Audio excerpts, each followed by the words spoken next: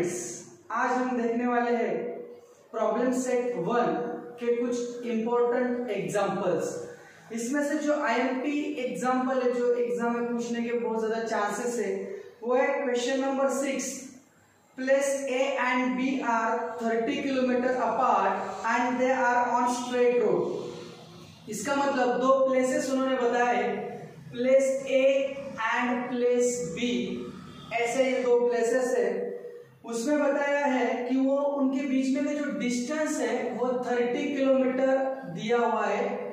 और यहाँ पे ये भी आगे बताया कि Hamid travels from A to B, मतलब यहाँ पे ए पॉइंट पे हमीद नाम का कोई लड़का है जो खड़ा है, वो ए से बी तक ट्रैवल करने वाला है।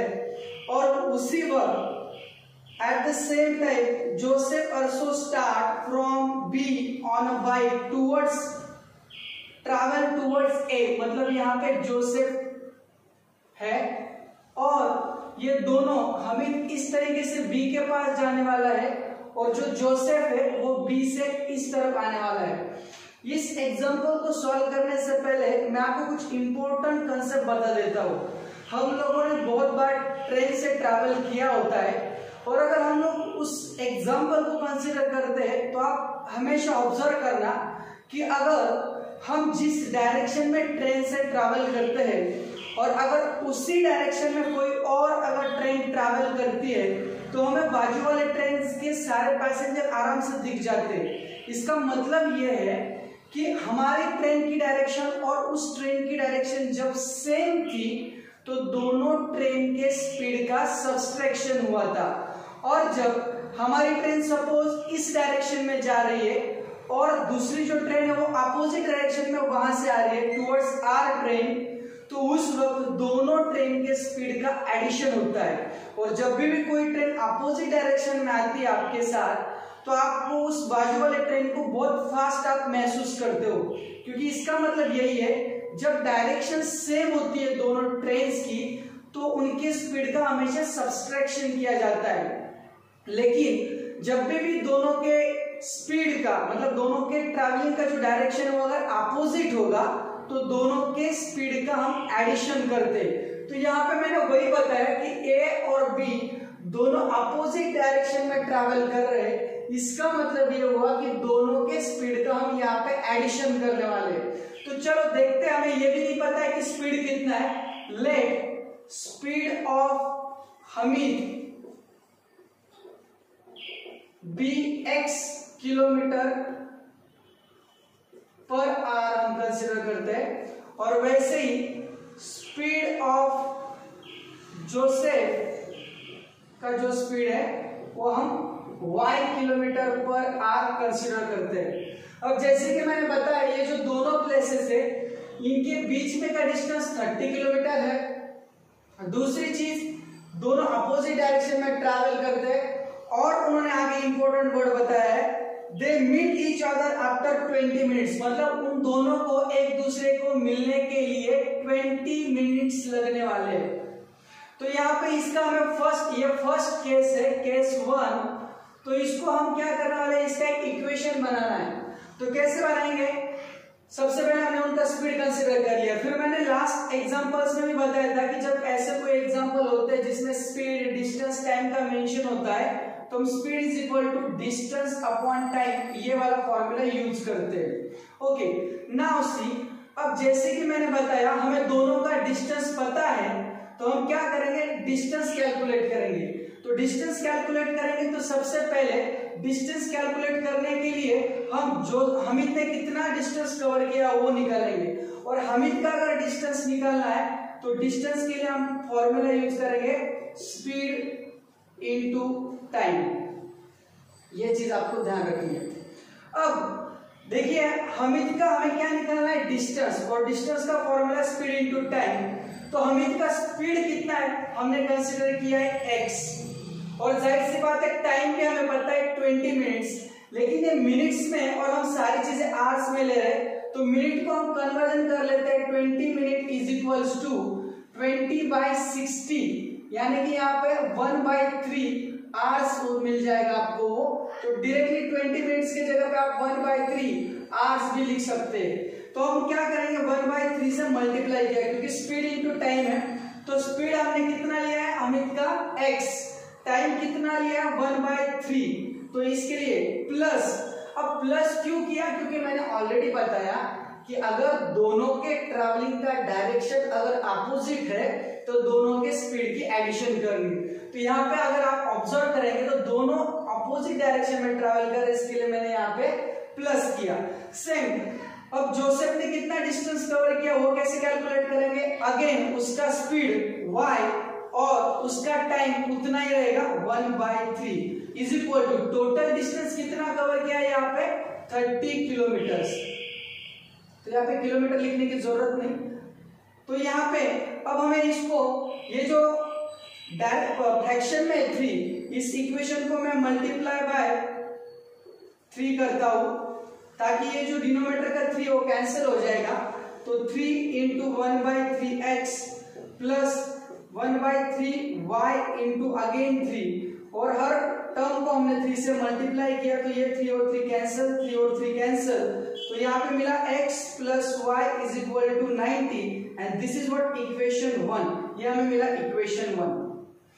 अब ऐसे ही हमें दूसरा जो केस है वो भी हमें चेक करना है। अगेन सेम A पॉइंट है, सिमिलरली B पॉइंट है, दोनों के बीच में का डिस्टेंस उतना ही रहने वाला है 30 किलोमीटर। सिर्फ उन्होंने जो बोला है कि A वैसे ही डायरेक्शन में ट्रैवल करेगा लेकिन B उसके पहले जो जिस डायरेक्शन में ट्रैवल कर रहा था उसके अपोजिट डायरेक्शन में बाद में वो ट्रैवल करता है, तो इसके लिए मैंने उसका डायरेक्शन ये बताया। अब अगर आप ऑब्जर्व करेंगे तो आपको एक चीज समझ में आएगी कि A और B दोनों सिमिलर डायरेक्शन में ट्रैवल कर रहे हैं, तो दोनों अगर सिमिलर डायरेक्शन में ट्रैवल कर रहे हैं तो इसका मतलब उनका जो भी स्पीड रहेगा उसका सब्सट्रैक्शन होगा। यहाँ पे जोसेफ ट्रैवल करेगा इस साइड से, सॉरी यहाँ पे हमीद रहेगा इस साइड में, हमीद, और इस साइड में जोसेफ रहेगा, और उनका ट्रैवलिंग का डायरेक्शन मैंने आपको बता दिया, तो इसके लिए सेम डायरेक्शन है, इसके लिए यहाँ पे हम उनके स्पीड का सब्सट्रैक्शन करेंगे। और ये भी बोला है कि Hamid would have caught him after 3 hours, मतलब यहाँ पे टाइम भी दिया है, जैसे यहाँ पे हमें 20 मिनट्स दिए थे वैसे यहाँ पे हमें 3 आवर्स दिए। तो इस सेकंड केस से हमें क्या करना है, अभी उसका इक्वेशन फाइंड आउट करना है। तो अगेन सिमिलरली अब हमें क्या करना है कि हमीद कितना डिस्टेंस ट्रैवल करने वाला है, सिमिलर स्पीड इनटू टाइम, तो स्पीड कितना हमीद का x और टाइम कितना बोला है यहाँ पे 3 आवर्स। तो दूसरा इक्वेशन कैसे तैयार होगा देखिए 3x, ये 3x क्या है यहाँ पे 3 है टाइम और x है हमीद का स्पीड। वैसे ही जोसेफ का भी हमें क्या निकालना है उसका डिस्टेंस, तो उसके लिए अगेन जोसेफ का स्पीड इनटू टाइम, तो जोसेफ का स्पीड है y और टाइम सेम रहेगा अगेन 3y और डिस्टेंस तो सिमिलर ही है 30, सो ये मिला हमें इक्वेशन 2। लेकिन यहाँ पे दोनों इक्वेशन को 3 से डिवाइड हो रहा है, तो मैं यहाँ पे डिवाइड बाय सॉरी यहाँ पे सब्सट्रैक्शन होगा। क्यों सब्सट्रैक्शन होगा, क्योंकि दोनों के डायरेक्शन सेम है, तो जब भी दोनों की डायरेक्शन सेम है, एक ही डायरेक्शन में जब दोनों ट्रैवल करेंगे तो उनके स्पीड का हम क्या करेंगे यहाँ पे सब्सट्रैक्शन करेंगे। तो इसके लिए हमने यहाँ पे क्या किया सब्सट्रैक्शन, और यहाँ पे हमने क्या किया था एडिशन। तो यहाँ पे डिवाइड बाय हमने किया 3, तो मुझे क्या मिला x minus Y is equal to 10। Equation number हमें क्या मिला यहाँ पे 2। तो जैसे ये दो इक्वेशंस मिले इनको डायरेक्टली हम सॉल्व कर सकते हैं। तो फ्रॉम 1 and 2 क्या था पहला equation x plus y is equal to 90 और दूसरा इक्वेशन था x minus Y is equal to 10। तो ऑब्वियसली हम एडिशन करेंगे क्योंकि प्लस माइनस वाई कैंसिल हो जाएगा, x plus x 2x 90 plus 10 100 हो जाएगा, तो x मिला हमें 50। तो x क्या कंसीडर किया था हमने, उसका स्पीड कंसीडर किया था, किसका हमीद का। और वैसे ही पुट करेंगे x is equal to 50 in equation 1, तो इक्वेशन 1 हमने कंसीडर किया था x plus y is equal to 90, तो यहाँ पे हम x के जगह पे डालेंगे यहाँ पे 50 plus y is equal to 90, ये 50 वहां पे चला जाएगा तो माइनस हो जाएगा, तो 90 माइनस 50 यानी कि y की हमें वैल्यू मिली 40। तो हमने क्या किया, हमीद और जोसेफ दोनों का स्पीड कैलकुलेट किया, x इज इक्वल टू 50 और y इज इक्वल टू 40, और हमें उनके स्पीड ही कैलकुलेट कर रहे थे। तो इस तरीके से ध्यान रखना कि जब भी स्पीड इनटू डिस्टेंस, स्पीड का या डिस्टेंस या टाइम का कोई मेंशन किया होता है एग्जांपल में, तो speed is equal to distance upon time का फॉर्मूला यूज करना है। यहाँ पे हमने उसको डिस्टेंस के फॉर्मूला में कन्वर्ट किया, स्पीड इनटू टाइम, क्योंकि हमें उनका जो डिस्टेंस था दोनों का वो पता था। तो इसके लिए हमने यहाँ पे ये क्या है 1/3x, ये क्या है डिस्टेंस ट्रेवल बाय ये था हमीद का, और ये जो 1/3y ये क्या है डिस्टेंस ट्रेवल बाय जोसेफ। और वो हमने कैसे निकाला, उसने कितना डिस्टेंस ट्रैवल किया है, स्पीड इनटू टाइम। स्पीड दिया था, टाइम हमने यहाँ पे कैलकुलेट किया, तो स्पीड मिला हमीद का, वैसे स्पीड मिला जोसेफ का। स्पीड इनटू टाइम का फॉर्मूला यूज कर उसको हमने 3 से मल्टीप्लाई किया, इक्वेशन नंबर 1 मिला। दोनों का यहाँ पे प्लस इसके लिए किया क्योंकि दोनों का डायरेक्शन अपोजिट था। सेकेंड केस में दोनों का डायरेक्शन सेम था, इसके लिए हमने उनका सब्सट्रैक्शन किया। यहाँ पे भी हमें 30 किलोमीटर स्पीड डिस्टेंस पता था, तो हमने हमीद का जितना डिस्टेंस ट्रैवल किया वो कैलकुलेट किया।